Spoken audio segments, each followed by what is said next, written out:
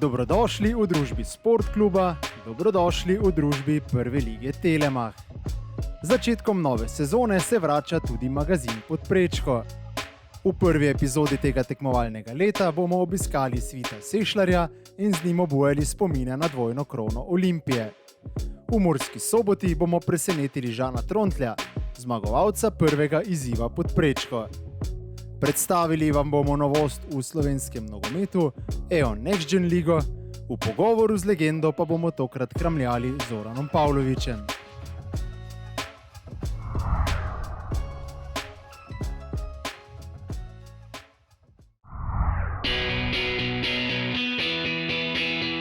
Sešljar in Mojstrovina! Sezona 2022-2023 je bila za Olimpijo izredna. Dvojna krona je poskrbela za pravo poletno euforijo v prestolnici. Spomine na šampionsko tekmovalno leto pa smo obujali s Svitom Sešljarjem. Na lansko sezono se najprej pomisli definitivno na oba derbija. Prvi derbi tu v Stožicah, ko smo osvojili prvenstvo, in pa potem tisti v Celju, ko smo potrdili dvojno krono. In ta dva derbija sta sigurno najlepši spomin. To sta tudi tekmi, ki sta nakazali, da ima Olimpija znova vedno več podpore navijačev. Kako Svit gleda na prebujeno nogometno Ljubljano? Vse to je normalno, ko so rezultati, potem pridejo s tem tudi navijači. Ko je dobra igra, to navijači prepoznajo. Tudi, da se borimo, vidijo iz tekme v tekmo na igrišču, in zdaj zadnje čase nam to vračajo z prihodom na tekmo. In veliko lepše je igrati pred polnimi štadioni, kot pa ko je bilo na primer v času korone, ko je bilo res prazni štadioni, slišiš, ko podaš žogo, slišiš zvok žoge. Zdaj pa se praktično ne slišiš med sabo z igralci, sam slišiš navijanje, in to je nekaj najlepšega. Začetek sezone 2022-2023 sicer ni obetal, dogajalo se je ogromno stvari, vzdušje je bilo povsem drugačno, kot je zdaj. V katerem trenutku je Svit začutil, da bo sezona nekaj posebnega? Takrat je bilo res turbulentno, pa še tiste težave, ko smo imeli s prevozi, pa novi trener, pa navajanje. Ampak tista prva tekma z Muro, ko smo zmagali tu 2-0, ko smo prišli direktno iz busa na igrišče, pa Matevž brani nemogoče, pa damo gol iz prekinitve, pa potem na koncu iz kontre, takrat smo videli, da imamo karakter, da se lahko postavimo in da lahko premagamo vsakega. Prejšnjo sezono je sklenil z 9 goli in 4 asistencami ter zares postal pravi nosilec Olimpijine igre. Navduševal je s kreativnostjo, pa tudi konstantnostjo. Zakaj je prišlo do takšnega vzpona pri njegovi formi? Razlog za moj napredek je bil predvsem to, da sem imel sanjski začetek prejšnje sezone. Praktično, kar sem streljal, je šlo v gol. S tem sem se tudi dvignil sam, začela me ekipa gledati drugače, trener mi je začel vedno bolj zaupati in potem to občutiš v sebi in bolj tudi lažje ti daš to naprej na igrišču, in to se mi zdi, da je največja razlika. Izredno pomembno vlogo pri vsem skupaj pa je imel nekdanji trener Olimpije Albert Riera, ki ga bomo letos spremljali pri Celju. Kaj je bila skrivnost Špančevega uspeha pri Olimpiji? Takrat, takoj ko je prišel, takoj nam je dal vedeti, da bomo igrali nogomet. Da želi imeti posest, da želi, da smo skozi na nasprotnikovi polovici, kar je vsakemu igralcu cilj in užitek igrati tak nogomet. In iz tekme v tekmo smo vedno bolj uživali, to se je poznalo na igrišču, zabijali smo gole, vzadaj smo držali clean sheet in iz tekme v tekmo smo samo rasli. Z osvojitvijo naslova je Olimpija dobila lepo priložnost, da si prvič pribori evropsko jesen.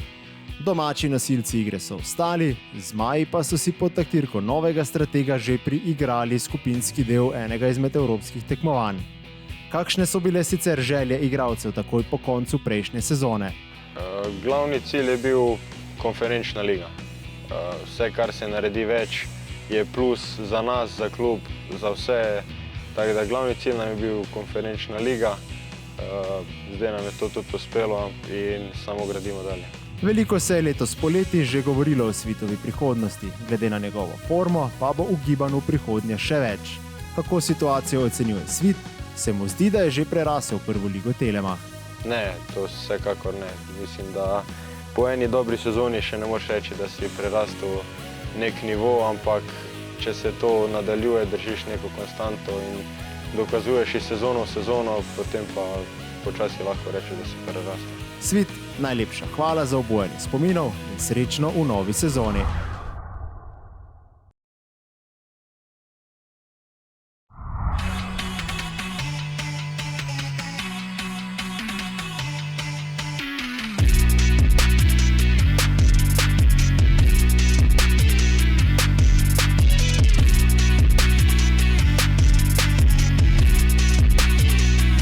Žan, obljuba dela dolg.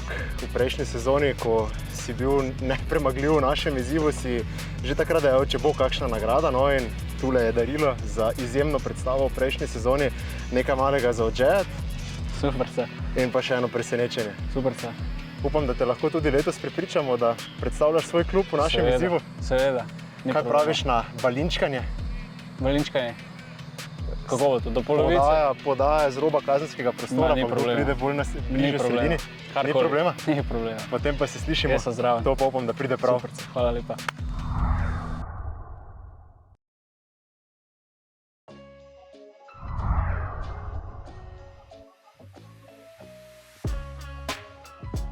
V nadaljevanju spoznali bomo EON Next Gen ligo in obujali spomine z legendo prve lige Telemach Zoranom Pavlovićem.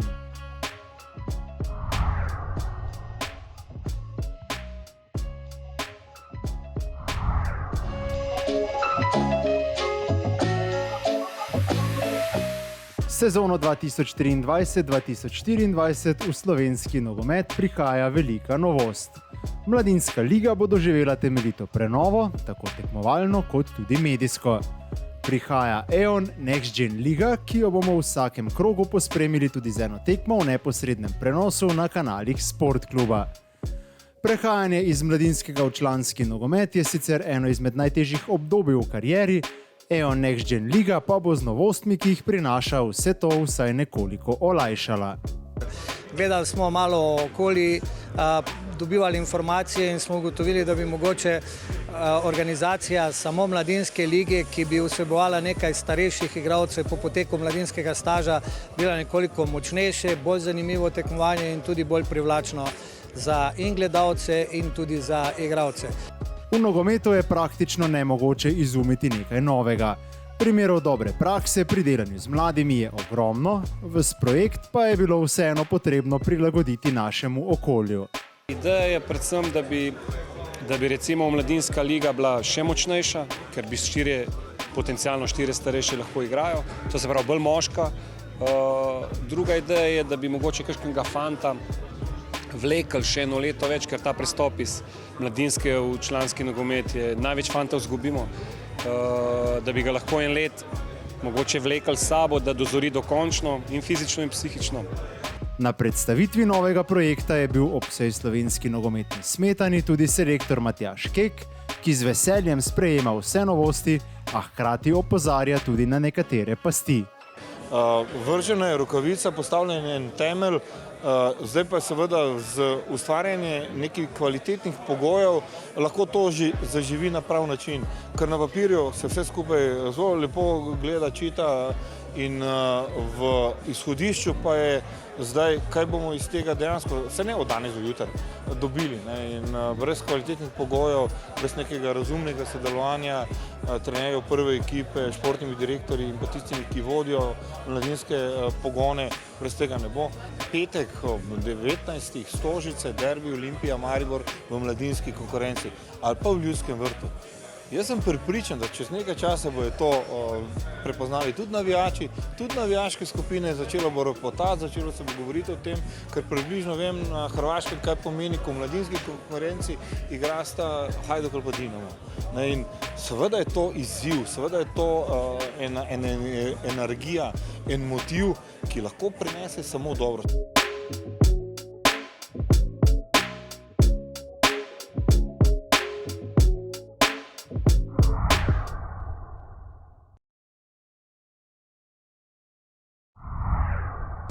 Zoran Pavlović. Igralec z izjemno desnico, zares fantastičnim strelom in številnimi drugimi odlikami. V prvi ligi Telemach je nabral kar 297 tekem in 50 golov.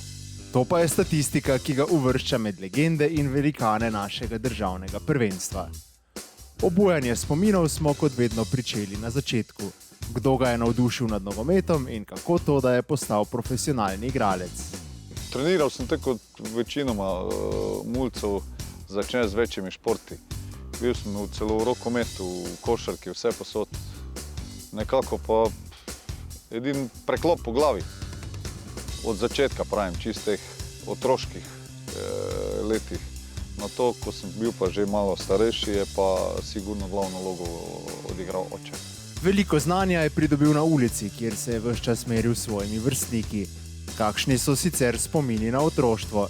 To je dejstvo, da je včasih in danes totalno drugačna, ne vem, če lahko rečem, mentaliteta otrok, ampak mi smo bili od jutra do mraka na igrišču, z vsak svojo žogo igrali po cele dneve, tako da sigurno zdaj, ko greš po teh igriščih asfaltnih, da je ogromno premalo otrok na teh igriščih. V profesionalni karieri je blestel kot igralec z izredno močnim in tudi natančnim udarcem. Bil je specialist za prekinitve. Že zelo zgodaj pa je tudi sam videl, da je njegov strel nekaj posebnega. Že od začetka sem imel tam močnejši udarec kot nekateri moji soigralci. Tako da sem že v nekem začetku izvajal vse te prekinitve, proste strele. Tako da je nekako po moje tudi to vplivalo na to, da sem pol seveda brez dela.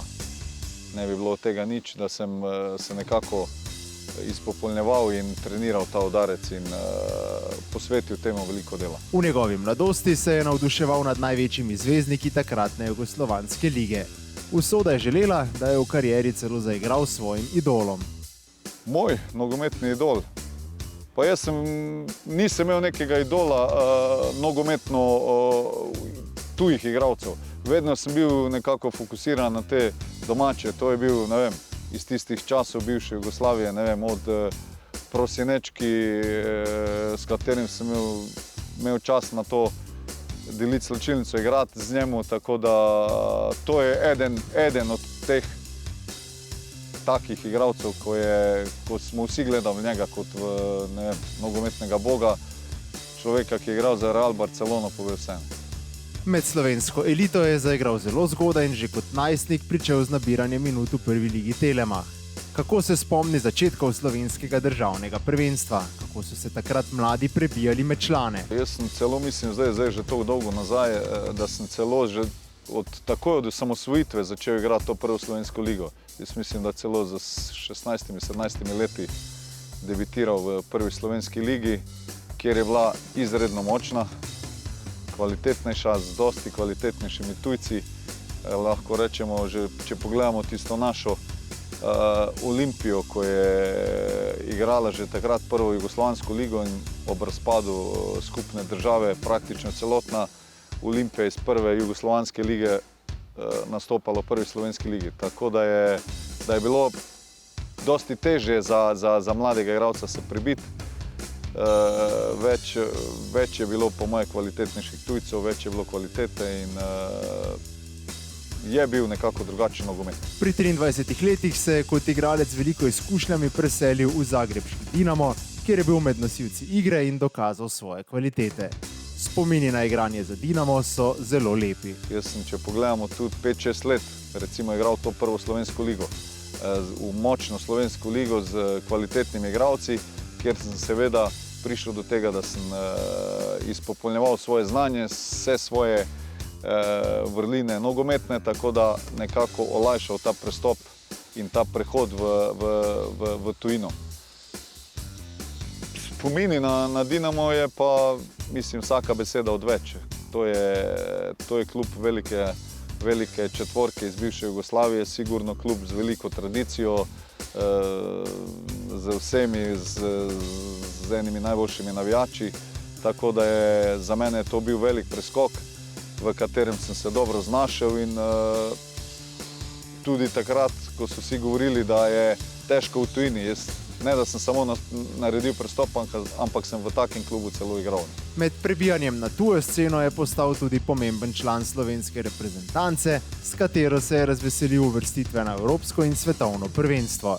Zlata generacija je še danes izredno povezana. Mi smo nekako odprli vrata vsem tem igralcem, reprezentantom, da jim je bilo nekako lažje se prebiti in nekako, da smo postali prepoznavni v Evropi in po svetu. Kajti vemo, da smo bili igralci zbrani vse posod, kvaliteto smo imeli, bili smo pa prava klapa. In smo še dan danes ostali dobri prijatelji, tako da je to dosti pomembno. Prav prijateljska vez z najboljšim strelcem slovenske izbrane vrste Zlatkom Zahovićem je kasneje poskrbela, da si je v karieri nadel tako dres Olimpije kot dres Maribora. V Ljudski vrt se je preselil kot izkušen igralec, si nadel kapetanski trak in v navezi z Zahovićem ter Darkom Milaničem v štajerski prestolnici prekinil 6-letno sušo državnih naslovov. Je tudi prvi igralec Maribora, ki je dosegel gol na prenovljenem Ljudskem vrtu. Prav tega trenutka se še danes zelo rad spominja. Pa je, res je. Otvoritev Ljudskega vrta, poln štadion, nova tribuna, kjer bo ostalo v zgodovini zapisano. Enostavno tekma kot tekma prve slovenske lige mi bo postalo tako meni kot vsemu v spominu po tem otvoritvenem golu. Ostal bom zapisan kot prvi igralec, ki je na novem Ljudskem vrtu dosegel zadetek. Pa če lahko rečem, ni bil vsak dan. Je res, rečem, eden lepših, v top 3 lepših mojih golov v karieri. Zoran, najlepša hvala za obujanje spominov in odlično nogometno debato ter obilo sreče pri nadaljnjem delu v slovenskem nogometu.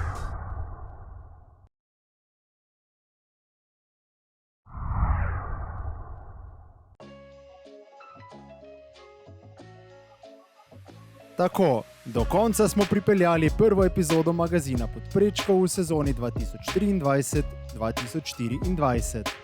Hvala vam za vašo pozornost in prisrčen pozdrav do prihodnjič. Poplatnik pa je torej meril polno in prišel do svojega 23. gola v prvi